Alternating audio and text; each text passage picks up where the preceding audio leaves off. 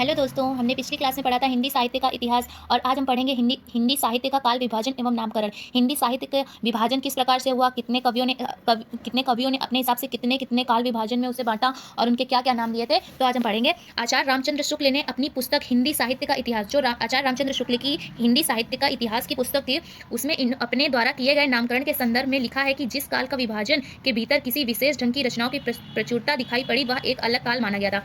आचार्य रामचंद्र शुक्ल जी ने कहा कि जिस तरह से भी रचनाओं में उसको काल में विभाजित करने के लिए रचनाओं में जिस प्रकार की प्रचुरता दिखाई पड़ी, जैसी जैसी रचनाओं में प्रचुरता दिखाई पड़ी, उसको एक अलग काल में उन्होंने वो बांटते गए और उनका नामकरण उन्हीं रचनाओं के स्वरूप के आधार पर किया गया।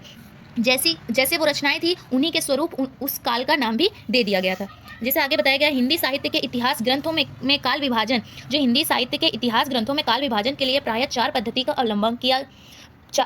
अवलंब किया। पहली पद्धति के अनुसार संपूर्ण इतिहास का विभाजन चार युग अथवा काल में खंडों में किया गया। जो हमारी पहली पद्धति थी, उसके अनुसार चार युग को विभाजित किया था, जो पहले थे आदिकाल, दूसरा भक्तिकाल, तीसरा रीतिकाल और चौथा था हमारा आधुनिक काल। यही आचार्य रामचंद्र शुक्ल जी ने विभाजन किया था। और आगे हम नेक्स्ट वीडियो में पढ़ेंगे कि और जो अन्य कवि थे, उन्होंने किस प्रकार से काल विभाजन किया।